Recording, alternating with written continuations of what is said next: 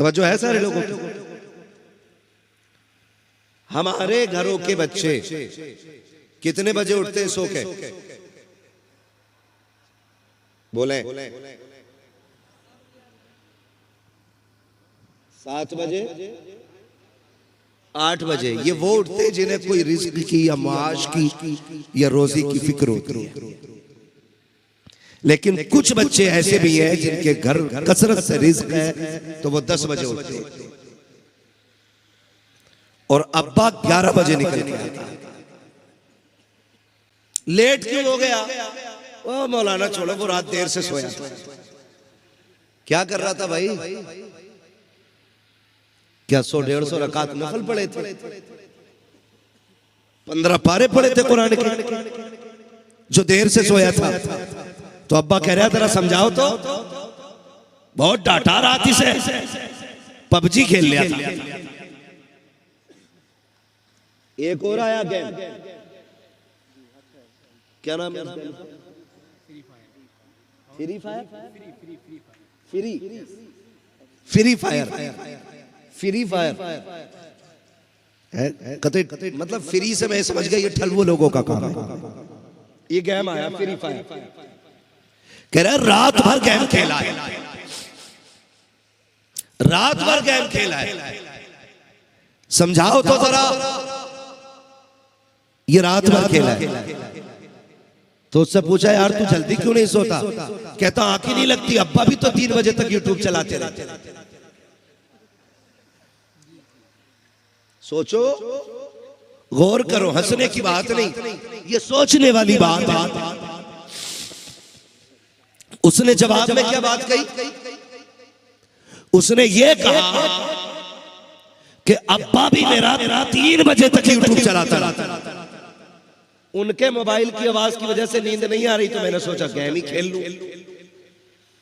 तो यहां जिद ये लगी, बेटा कह रहा अब्बा को सुला के सोऊंगा और अब्बा कह रहा बेटे को सुला के सोऊंगा। नतीजा क्या हुआ? आज है ना आपके पास कसरत से रोजी, आज बनाया ना अल्लाह ने आपको करोड़पति। पुश्ते उठा के देखो तो 3 पुश्तों पहले के लोग अमीरों के खेतों में मजदूरियां करते रहे। और यह भी लाजिम नहीं है कि ये दौलत तेरे मेरे दरवाजे पे दाईमी है। ये भी हो सकता है ये कल चली जाए, ये भी हो सकता है ये परसों ना हो। हमने बड़े बड़े अमीरों को तख्त से तख्ते पे आते देखा है। अगर अल्लाह नवाज दे तो नाशुक्री नहीं करनी है, उसका शुक्र अदा करना है। उसका बोले जरा, उसका शुक्र अदा करना है।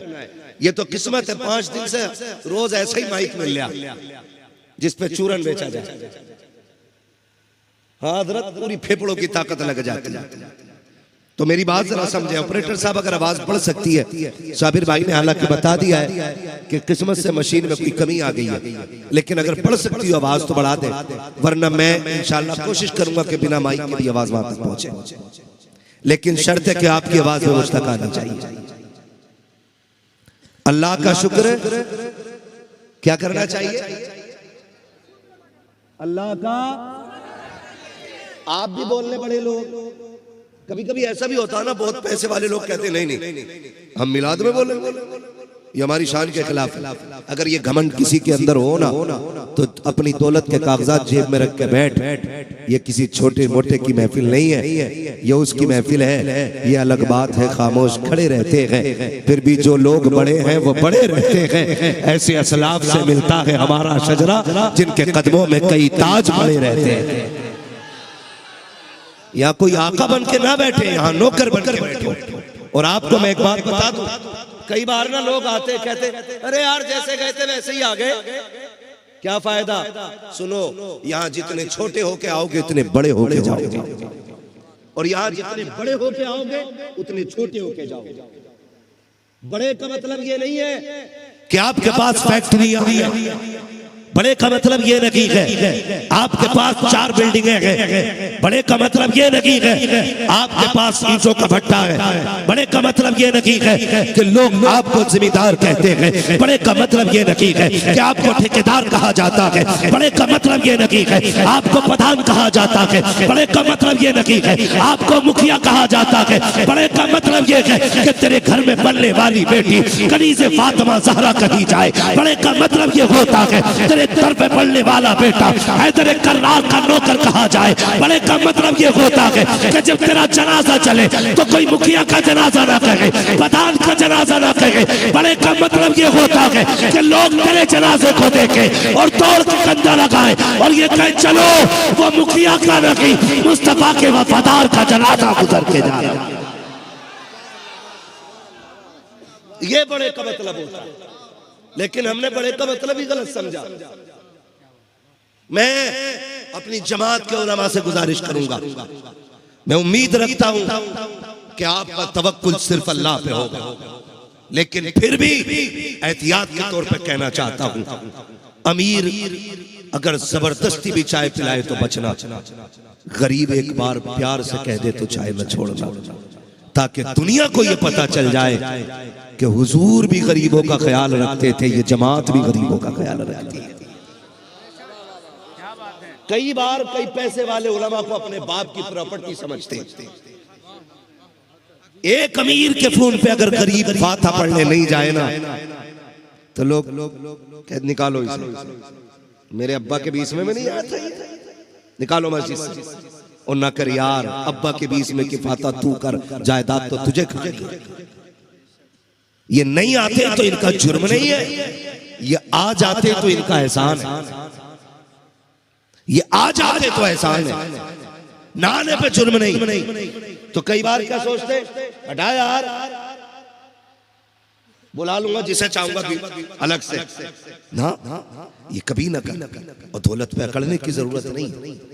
अल्लाह जितना दे उतना ज्यादा झुका करो, जितना दे उतना ज्यादा झुका करो, इसलिए कि रब फरमाता अगर तुम मेरा शुक्र अदा करोगे मैं तुम्हें नेमतों में इजाफा करता जाऊंगा। है ना, लाइन शक्कर तुम लाज़ीदन्नकुम, अगर तुम मेरा शुक्रिया अदा करोगे तो मैं अपनी नेमतों में इजाफा करता चला जाऊंगा। और अगर तुमने नाफरमानी की, नाशुक्री की, तो फिर मेरा अजाब बड़ा सख्त है, अजाब बड़ा सख्त। ओ भाई, मुश्किल ये नहीं है कि जमाना दुश्मन हो गया, इससे भी मुश्किल काम है नेमतों का रूठ जाना। गर्दन पे तलवार है ना तो इतना मुश्किल नहीं, गले में फांसी का फंदा है तब भी मुश्किल नहीं, मुश्किल है जिए जाना और बिना नेमतों के जिए जाना। ये सबसे बड़ा मुश्किल काम। अल्लाह दे तो झुकेंगे, रुकेंगे नहीं, झुकेंगे, अकड़ेंगे नहीं, उसकी बारगाह में रो के दिखाएंगे। वो इतना दे रहा, मैं माजरत के साथ कहता हूं, मेरे भी तो 4 हाथ हैं, इनके भी 4 हाथ हैं, 4 हाथ पैर है, मेरे भी 4 हाथ पैर है, 2 आंखें इनकी 2 मेरी है। मैं हिंदुस्तान पे सफर कर रहा हूं तो मैंने कौन से ऐसे सजदे किए थे जो उसने इतने नवाज दिए? कौन सी मैंने इबादत की थी जो उसने इतना नवाजा? क्या मैं इनसे ज्यादा अल्लाह की इबादत करता हूं? मैं खुद कभी कभी सोचता हूं, मालिक जो भी तूने दिया है ना, ये मेरी औकात से ज्यादा दिया है, औकात से ज्यादा दिया है, वरना मुश्किल बात होती है। बुरा मत मानिए, आज की महफिल का जो उन्वान है ना, नामूस रिसालत।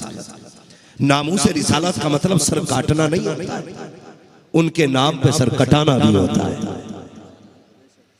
ये नामूस रिसालत का मतलब, सर काटना ही नामूस रिसालत नहीं, सर कटाना भी नामूस रिसालत है। आप कहें कैसे? तो वो डॉक्टर इकबाल का एक शेर, उसने यूसुफ पे कटी मिस्र में अंगुश्ते जना, सर कटाते हैं तेरे नाम पे मर्दाने अरब। ये बहुत गौर से मेरी बात समझिएगा, सर काटना ही नामूस रिसालत नहीं, कटाना भी नामूस रिसालत होता है। अब सर कटाना बड़ी बात, गौर कीजिएगा, सर कटाना बड़ी बात, उससे पहले नीचे सोचिएगा। सर कटाना बड़ी बात है, महबूब को राजी रखना ये उससे पहली बात है। नामूस रिसालत के तहफ्फुज का एक हिस्सा ये भी है कि हम अपने रसूल को राजी करने की कोशिश करें। हमारी वजह से हमारे नबी के दामन पे कोई उंगली ना उठाए, ये भी तहफ्फुज नामूस रिसालत। हमारी वजह से कोई इस्लाम को कुछ ना कहे, ये भी तहफ्फुज नामूस रिसालत। मुझे इस पे बात नहीं करनी है कि कौन क्या भौंक रहा है। हम इतना जानते हैं जिस बर्तन में जो होता है वही निकलता है। जिस बर्तन में जो होता है उससे शराब की बोतल से जमजम नहीं निकला करता, ये याद रखिए। और हमें उम्मीद भी नहीं है कि किसी शराब खाने से जमजम मिले। जमजम ही अगर लेना है तो फिर मक्के जाना पड़ेगा। मुझे इससे मसला नहीं, मैं उनके बारे में कोई बात नहीं कहना चाहता। जो भौंक रहे, जो बोल रहे, तो मैंने कहा जिस बर्तन में जो होता है उससे वही निकलता है। हम हुजूर के गुलाम हैं। किसके गुलाम हैं? जोर से, किसके गुलाम हैं? सारे बोलो किसके गुलाम हैं? सारे बोले छोटे बड़े, किसके गुलाम हैं? हुजूर के गुलाम हैं। हमारे मुंह से वो निकलेगा जो आमिना के लाल ने सिखाया है, वो निकलेगा हमारे मुंह से जो हमारे नबी ने सिखाया है, जो हमारे मजहब ने सिखाया है, जो हमारे रब ने हमें बताया है। हमें सबसे पहली ये कोशिश करनी है कि मेरी वजह से हमारे दीन पे उंगली नहीं उठनी चाहिए। समझ गए इतनी बात? अगर आप ये सोच के बैठे हो कि मौलवी रोला करेगा और हुल्ला करेगा, हमें उछल के नारे लगाने, कूद के नारे लगाने, तो घर चले जाइए। मैं यहाँ शोर शराबा करने नहीं, तुम्हारा मूड बनाने नहीं आया, मैं अपनी तकदीर बनाने आया हूं। तुम क्या चाहते हो मुझे इससे मतलब नहीं, बस ये सोचता हूं मदीने वाला क्या चाहता है। आप रूठे तो रूठे, हुजूर ना रूठे। ये सबसे ज्यादा अहम बात मैं आपसे कर रहा हूं। पहला काम तो ये कि सारे कोशिश करेंगे हुजूर को राजी करेंगे, इंशाअल्लाह करेंगे, इंशाअल्लाह। और जोर से मैं उम्मीद करता हूं अल्लाह के फजल से यहां कोई शराबी नहीं होगा। इस इलाके में पीते तो नहीं है, चलती है इधर भी, पीते तो नहीं है भाई लोग। आपकी बात नहीं कर रहा हूं, मैं जानता हूं उनकी महफिल में गंदे नहीं आ सकते। अच्छी महफिल है तो अच्छे ही आए हो। लोग पीते तो नहीं है इधर, पूरा एरिया साफ है, अल्लाह साफ रखे। लेकिन अगली बात करूं, बुरा मत मानना, कभी कभी हमारे रवैयों की बुनियाद पे लोग इस्लाम पे उंगली उठाते हैं। मिसाल के तौर पे कभी कभी या इम्मा हजरात बैठे, अक्सर ये शिकायत आती रहती है मस्जिद में से जूते चुर गए, होता है नहीं, मार देते नहीं जुम्मे जुम्मे हाथ। हजरत एक तो बड़ा अच्छा मुक्तदी था, इमाम साहब के पिछले जुम्मे को जूते ले गया, अगले को वापस लाया। इमाम साहब थे, उन्होंने कहीं नहीं किसी से, उन्होंने कहा यार ये बता लेके क्यों गया था? कहने लगा ससुराल जाना था, 3 दिन लग गए, शादी थी इसलिए आने में देर हो गई। ये अखबार नहीं है, ये चटकुला नहीं है, ये इन कानों की सुनी हुई डायरेक्ट बात है, बता रहा हूं। लेकिन हैरत कब होती है? जब जूता चुरे और ऐलान हो, कोई प्रधान का जूता पहन गया भाई, एक बार देख लियो नीचे को। हम तो एक बात जानते हैं, पैर ना पैर इतने हसास होते हैं कि किसी दूसरे के एक नंबर का जूता सेम हो, सेम मार्केट का सेम जूता सेम नंबर का हो, दूसरे के में डालो तो पैर खुद बता देता ही अपना नहीं। होता है कि नहीं है? ये घर तक पहन गया पता ही नहीं चला। अंधा भी आदमी हो ना तो पैर डाल डाल के ना अपने जूते पे जाके रुक जाता। तो भाई जब जनाब पहन के गए तो धोखे में तो हुआ नहीं होगा। है नंबर 1 आदमी है जो मस्जिद के आगे से भी उठा के ले गया। ये कंडीशन जो हमारी है, सवाल जूते का नहीं, सवाल इस नियत का है, सवाल इस नियत का है। हजरत उमर फारूक आजम का दौर है, किसरा फतह हुआ, माले गनीमत इकट्ठा किया जा रहा है। बहुत गौर से सुनिएगा, मैं इस्लाम बताने लगा हूं। माले गनीमत इकट्ठा किया जा रहा है, हुजूर के बड़े बड़े सहाबा माले गनीमत को इकट्ठा कर रहे हैं। जब माले गनीमत इकट्ठा हो गया, आखिर में ना एक आए, चेहरे पे ढाटा लगा, और जानते हो हाथ में क्या था? बादशाह के सर का ताज था, जो सोने का था, हीरे जवाहरात गड़े हुए थे उसके अंदर। और लाने के बाद माले गनीमत में रखा और रख के वापस जाने लगे।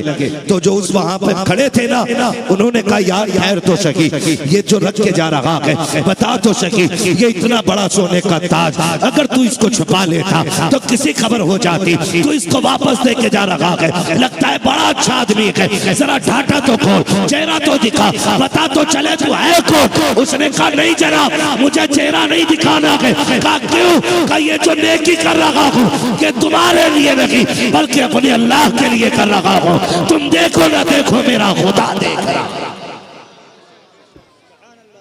हम जो नेकी करें वो अल्लाह के लिए, खुदा खुदा जोर से खुदा देख रहा है। जब तुम धोखा करो तो ख्याल करो खुदा देख रहा है। ये नेकियां है जो इंसान को वली बना देती है। ये रवैये होते गए जो इंसान को खुदा से मिला देते हैं। खुदा देख रहा है, लेकिन जानते हो बंदा भी बड़ी गहरी नजर से देख रहा है। इतनी गहरी नजर हजरत 11वीं होने लगे, 11वीं इमाम साहब ऐलान करने लगे, उसने 10 रुपए दिए। कुछ इतने खड़ूस होते हैं, कागज कलम लेके बैठ जाते, लिखूंगा। शाम को जाके पूछा इमाम साहब कितने आए थे? इमाम साहब ने कहा 744 रुपए का। 3 का झूठ बोल रहे हो। क्यों? क्या देखो मेरे पर्चे में इतने लिखा हुए हैं। पता ये चला एक ऐलान में नाम की गड़बड़ी हो गई थी ना, उसने दोबारा नाम लगवा दिया आकर के, तो वही डबल चढ़ा लिया और जिम्मेदार मौलवी। फिर हम चोरी ठहराते ना। दूसरे के मुहासबा करने से बेहतर है अपना मुहासबा करो, अपने आप को जज करें, आप खुद को खड़ा करें आईने के आगे और पूछे क्या हम ही हैं जिनके लिए हुजूर रातों को रोते रहे? हम ही हैं जिनके लिए मुस्तफा ने रातों रात रोक करके गुजारी? हम सही चल रहे हैं, हमारे कदम दुरुस्त है, हमारे रवैये अच्छे हैं? कभी पूछ अपने आप से, खुदा की कसम जब अपने आप को खड़ा करके आईने के आगे सवाल करोगे तो तुम्हारा वजूद खुद तुमसे कहेगा वो जो जन्नत की जमानत दे के गया था ऐसा तो मुझ में कुछ भी नहीं है, वो जो जन्नती कह के गया था ऐसा तो मुझ में कुछ भी नहीं है। तुम्हें पता है जन्नत इतनी सस्ती भी नहीं है कि एक रात में कोई जन्नत बांट के चला जाए। और तुम्हें खुदा का वास्ता अगर जन्नती लोग देखने के तो चलो हुजूर की चौखट में लेके चलो, देखो वो कैसे कैसे लोग थे। आज दीन के लिए जरूरत पड़ जाती है, लोग मस्जिदें छोड़ के भाग जाते हैं, दीन की बात आ जाती है, लोग काम दबा के निकल जाते हैं। मैं पूछना चाहता हूँ जो दीन के लिए 2 रुपए देते हुए घबराता है वो हुजूर के लिए सर कैसे दे सकता है? ये बात समझ में नहीं आती है। अगर सर देने का दावा है तो उससे पहले सर देने से पहले ये सच्चाई साबित करो कि हम सिर्फ सर देने वाले नहीं, हम नबी को दिल देने वाले लोग।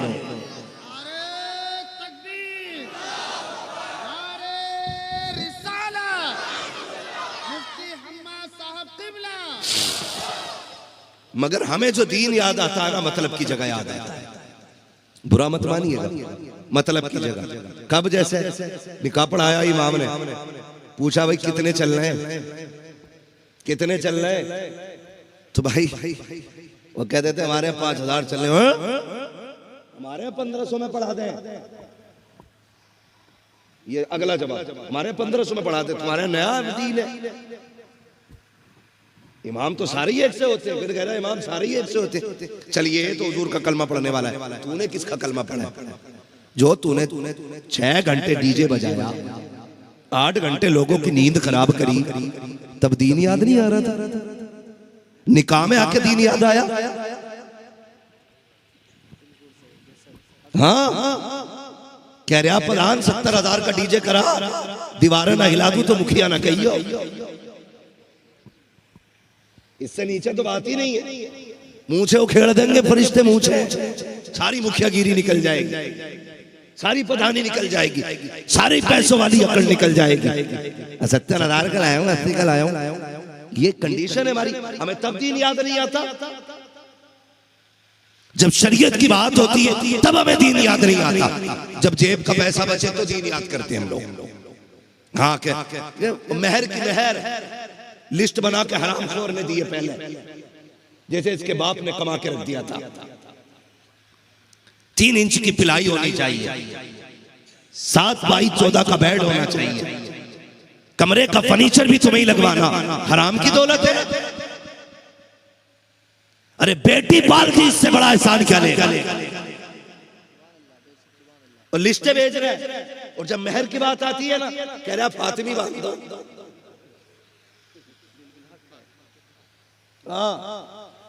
फातिमी में भी जीव निकल जाएगी, हल्के में मत लेना। 786 मत समझ लेना मेहर फातिमी को। रेट तो मुझे नहीं मालूम है, वरना लगभग लाखों के समथिंग में बैठेगा मेरे फातिमी जा करके। आज सस्ता समझ रहे आप। हाँ कह रहे मेरे फातिमी बांध दो। हाँ ठीक है जी, मेरे बांधना लगा हिसाब। कह रहा ना जी 11वीं की निस्बत से 11,000 कर लो। इसमें तेरी नहीं चलेगी, ये हक बच्ची का है। अगर उसने कहा 5 लाख बंधेंगे तो मर्जी है तेरी, निकाह करना या नहीं करना। तुझे हक नहीं है तू उसे दबा के उसके पैसे घटा सके। ये सही कह रहा हूं। जब तुम जहेज की बात करते हो तो बुलेट मुंह मांगी लेते हो, बोलेरो मुंह मांगी लेते हो, बारात का खाना बोटी का साइज देख के लेते हो, नाश्ता पहले लेते हो। खाने इतने महंगे कर दिए कि बाप पूरी जिंदगी एक बेटी की बारात में खर्च कर देता है, तब जाके किसी की बेटी को सुख से जाके किसी का बिस्तर में असर होता है। उस वक्त तुम्हें दीन याद नहीं आता है। जब इसी बेटी के मेहर की बात होती है, औकात से घुटनों पे आ जाता है और कहता 11 बांधे जाए जी, बेटा दे नहीं पाएगा। आज तुझे औकात नजर आ रही है। मैं तो ये कहता हूँ जितना शादियों में खर्चा हो उतना मेहर बांधो। फिर किसी की माँ ने दूध नहीं पिलाया है, ना ये डिमांड करेंगे, ना ये बेटी के बाप के ऊपर बोझ बन के दिखेंगे।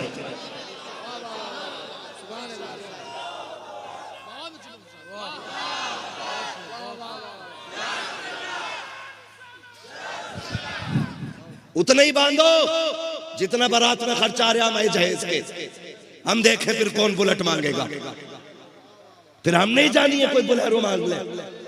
औकात में आ जाएंगे एक दिन में, कहते चल बारात तेरी, बेटा तेरा, खर्चा तेरी मर्जी का, बेटी मेरी है, मेहर उसकी मर्जी का रहेगा। और यहाँ का उसका कोई मौलवी रोकेगा नहीं, कोई मुफ्ती कम नहीं कर सकता। चलन रिवाज नहीं। बच्ची शरीफ है ना, 10 लाख भी मांगेगी तो घुटने टेक के देने पड़ेंगे। हाँ देने पड़ेंगे। तो मेहर इस हिसाब के रखो। मानने वाले नहीं है, जलसे में बैठ के सोचते हैं कि हाँ भाई नहीं डिमांड करेंगे, कई बार वादा करेंगे, फिर बच्चे बेटियों पे बोझ बन जाते, फिर बन जाते। सोचो यार, आज मेरे आगे बेटी है, कल आपके आगे भी तो आनी है ना, कल आपके आगे भी तो आनी है ना बेटी, खाली मेरे ही आगे तो नहीं है ना, बेटी सभी के आगे आनी है। इसलिए खुदारा ये फसाद खत्म कर दो। अगर तुमने ये खत्म नहीं किया ना तो कोई नहीं रोक पाएगा तुम्हारी बेटियों को गैरों के बिस्तर में जाने से। ये कान खोल के सुन लेना, खाली हमारे चीखने से नहीं होगा, हर बाप को बेटी की इज्जत का पहरेदार बनना पड़ेगा। हर बाप ये सोचना चाहिए। और ये मेरी ख्वाहिश नहीं, ये हुजूर के दीन की फरमाइश है। मैं अपनी मर्जी थोपने नहीं आया, मेरी मर्जी सुननी हो तो मेरे घर आना, फिर मैं अपनी मर्जी की बात बताऊंगा। यहां मैं हुजूर के दीन की बातें करने के लिए आया। ये उस वक्त जाके हमें दीन याद आता है जब अपनी गर्दन कटने की नंबर आता है, उससे पहले कहीं नहीं आता। सोचे जरा हमारे रवैये। कई बेटियां आज भी सुसाइड कर रही हैं, कई बापों ने आज भी जहर खाया है। ये बला खत्म नहीं हुई है। मेरा नबी बेटियां बचाने आया है, बेटियों को मरवाने के लिए नहीं आया है। तुम अगर हुजूर का कलमा पढ़ते हो और तुम्हें इश्क है हुजूर से, तो नामूस रिसालत का एक हक ये भी है, आज के बाद किसी बेटी की जिंदगी में इतनी मजबूरी का दिन नहीं आना चाहिए कि वो जहर खा के अपनी जिंदगी खत्म करे। ये भी कान खोल के सारे लोग सुनो। हुजूर पूरी कायनात के लिए करीम और रहीम बन के आए, सबके लिए मेरा नबी रहमत बन के आया। हाँ, हुजूर आए हैं तब सबकी बेटियां बची हैं, हुजूर आए तब सबकी माओ को वकार मिला है, क्योंकि उन्होंने ही आके कहा था माँ के कदमों के नीचे जन्नत है। उनके इस फरमान की बरकत देखो, आज बेटा 60 साल का भी है ना, और अम्मा थप्पड़ मार दे तो बेटा यूं खड़ा है। क्यों? कमजोर है माँ से ना, माँ ज्यादा ताकतवर है ना, का फिर हाथ क्यों नहीं उठाता? कर रब ने माँ के कदमों के नीचे जन्नत रख दी है। महबूब ने फरमाया माँ के कदमों के नीचे जन्नत है। अब बेटे की औकात नहीं है वो माँ की तरफ हाथ बढ़ा सके। एक फरमान ने पूरा निजाम बदल दिया, पूरा निजाम बदल दिया। आज हमें सोचने की जरूरत है, आज हमें सोचने की जरूरत है। खुदा रा बदले रवैये अपने, बदले तरीके अपने, और हुजूर की सीरत को हम अपनी नस्लों के दरमियान पहुंचाएं। ये सबसे ज्यादा जरूरी काम, हुजूर की सीरत को हम करें। बेटियां हैं नाजुक होती हैं, किसी की बेटी को जहेज की वजह से न छोड़ना, किसी की बेटी को दौलत की वजह से न छोड़ना। जिसने बेटी दे दी उसने सब कुछ दे दिया, उसने सब कुछ दे दिया। मैं अगर बात करूं कि कोई है जो अपनी 5 साल की बेटी 10 लाख में बेच दे, बेच सकता है कोई? बोलो भाई, मैं तो 20 में भी नहीं बेचूंगा अपनी बेटी को, 1 करोड़ में भी नहीं बेच सकता, कोई भी नहीं बेचेगा। क्यों? क्योंकि बेटी होती इतनी प्यारी है। अगर बाप थक के आए ना और बेटी दौड़ के उंगली पकड़ ले हजरत, तो हमारे 10 दिन के सफर की थकन 2 मिनट में उतर जाया करती है। यार बाप बेटी की, मैं बेटों का मुखालिफ नहीं, अल्लाह हर बाप को एक चिराग भी दे जिससे नस्ल भी चले और बुढ़ापे का भी सहारा मिले। ये बोझ नहीं, लेकिन समझाना चाहता हूं, खुदारा हमने इन बेटियों का जीना मुश्किल कर दिया। और इतना मुश्किल, अल्लाह की पनाह इतना मुश्किल कि बाप 7 बेटियां पालने में इतना बूढ़ा नहीं होता जितना एक बेटी को रुखसत करने में बूढ़ा हो जाता है। क्यों? सिर्फ इसलिए कि 4 आदमियों में इज्जत बारात थोड़ी भारी होनी चाहिए। बारात ले जाने वालों को देखा है मैंने, देखा कभी कभी गांव में रहने मिल जाता है नसीब से कभी कभी घर, तो जिसके बेटे की बारात जाती 4 बार कहता यार चलो ना यार, चलो ना यार, ये 2 गाड़ी खाली रह गई यार, बैठो ना जरा, अपनी भी इज्जत है। 100-150 ज्यादा चले जाएंगे ना, पता चलेगा मुखिया आया ना। कर यार, उससे पूछना उसने 50 बच्चों के खाने का इंतजाम कैसे किया। वलीमे के नाम पे मैया मर जाती है, कह रहा ना मैं तो गरीबों को ही खिलाऊंगा। 3 फकीर गिन लेगा, 2 मौलवी गिन लेगा, 2 तालिब इल्म, कह रहा जी हो गई सुन्नत अदा। और बारात में कह रहा बोटी साइज की होनी चाहिए, हड्डी ना मिलना डोंगे में। क्यों? क्योंकि वो पराए घर की रोटी है, इसे पकी पकाई मिल रही है। और जब अपने घर की जाती है ना वलीमे में, अरे कैसे गिर गया, ये कहता ये शोरबा कैसे गिर गया, शोरबे का हिसाब लेता है। लेकिन जब बराती बन के किसी के घर पे जाता है ना, तो बगल में बैग दबाने के बाद यूं हाथ रख के पूछता फिर रहा, हाँ भाई शोरबा ठीक है ना, मिर्च तो ज्यादा नहीं है, मसाला तो कम नहीं है, हल्दी तो तेज नहीं हो गई। मैं कहता हूँ गैरत कर, तुझे गैरत क्यों नहीं आती? तू लोगों से मजे पूछता फिर रहा है, दैश पता कर रहा है, जायद से पूछ रहा है। खुदा की कसम, वो देख कोने में बेटी का बाप खड़ा है, वो देख उधर तन्हाई में इस बेटी की माँ सुबह रखी है, वो देख आज दुनिया ने नए कपड़े पहने हैं, लेकिन इस भाई के बहन के भाई को आज भी नया जोड़ा मैसर नहीं हो सका है। इसके भाई ने आज भी नए कपड़े नहीं पहने हैं। जरा सोच तो सकी, तू सबसे पूछ रहा है बता कितने का है, बता कैसा है, जरा सोच तो सकी। आज का मेजबान ये था, कपड़े इसके अच्छे होते, लिबास इसका अच्छा होता, लेकिन हुआ क्या है, ये सब खाने वाले नए कपड़े पहन के आए हैं और खिलाने वालों के कपड़ों पे धब्बे लगे हैं। जरा सोच तो सकी तब तुझे पता चलेगा। वो कोने में देख, बाप खड़ा होकर कहता है अल्लाह आज लाज रख लेना, रोटी कम न पड़ जाए, रोटी कम न पड़ जाए। अगर रोटी कम पड़ गई पूरी जिंदगी मेरी बेटी को ताने मिलेंगे। अगर रोटी कम पड़ गई मेरी बेटी समाज को मुंह नहीं दिखा पाएगी। और तुम्हें खुदा का वास्ता खाने की कमी न पूछा कर, बल्कि लड़की वाले के पास खड़ा हो, कंधे पे हाथ रख, कहते थोड़ा न कर, अब तक ये तेरी बेटी थी, आज से ये मेरी बेटी बनी।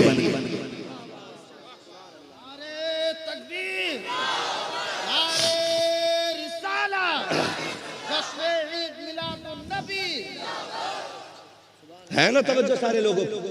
ये क्या है? अब तक ये सिर्फ तेरी बेटी थी, अब ये मेरी भी बेटी है। अब जितनी तेरी इज्जत है उतनी मेरी इज्जत। कहते क्यों नहीं? लेकिन नहीं पूछ रहा है खुदारा, जब खानों में जाया करो ना, मारेरा शरीफ का कलंदर, दुनिया जिनको सैयद नजीब हैदर मियां कहती है, उनको मैंने कहते सुना। वो एक बात कहते हैं, लोगों बारातों के खर्चे कम करो, ये जो खानों की बेहुरमती करते हो ये खत्म करो। हाँ, कहीं भी खाना हो उसके बाद जब झाड़ू लगे, ये मैट उठाई जाती है ना, तो टाइम में हंडिया पहुंच के खाने वाले लोग एक कमजोर बेटी के मजबूर बाप की कमाई को ऐसे फेंकते हैं जैसे ये फ्री में आया। महबूब अलैहिस्सलाम ने फरमाया था रिस्क की इज्जत करना, अगर ये रूठ गया तो एड़ियां रगड़ के मर जाओगे, रोटी मैसर नहीं होगी। ये याद रखिएगा, जिस कौम का खाना कूड़े पे पड़ता हो और गरीब एक वक्त के खाने को तरसते हो, उस कौम को हक नहीं है वो तरक्की की बात, वो कामयाबी की बातें करे। कामयाब तब होगे जब तुम्हारे पड़ोस में कोई भूखा नहीं सोएगा। ये सबसे बड़ी कामयाबी है। अगर तुमने पड़ोस की भूख बांट ली तो समझ लेना तुम बड़े हो गए। और अगर तुम मुर्गे खा के सो रहे हो और तुम्हारा पड़ोस का अपने बच्चों को चटनी भी गीली करके खिला रहा है तो समझ लेना तुम बड़े नहीं हुए हो, तुम छोटे हो गए। किरदार सबसे बड़ी दौलत है। माफ कीजिएगा खुदा का वास्ता, आज जानते हो घर में बोटी खा के निकलता ना तो यूं तीली डालता, जबकि दाढ़ में कुछ नहीं अटका है, गला के इतना खा रहे कुकर में, उसमें चबाना ही नहीं पड़ता, खटाखट। टाइम नहीं है ना चबाने का, ये भी एक मसला है, मसरूफियत है। बोटी खा जबरदस्ती तीली ताकि कोई पूछे क्या खा लिया, या कुछ ना पाए आए थे, अरे गया यार जबरदस्ती तो मैंने खा लिए, आवे बड़ा मजा यार। ये इस्लाम नहीं, ये इस्लाम नहीं। हमारा इस्लाम गोश्त खा के हड्डी फेंकने की दरवाजे पे इजाजत नहीं देता, कहीं उन हड्डियों पे किसी गरीब की नजर न पड़ जाए। ये हमारा इस्लाम। अगर तुझे गोश्त की ताकत अल्लाह ने दी है, या तो इतना बना कि पड़ोस में गरीब रहता है तो उसके दस्तरखान तक जाए, और अगर नहीं कर सकता तो का फिर छुप के खा, ताकि किसी गरीब को तेरे खाने की खुशबू तक न जाए।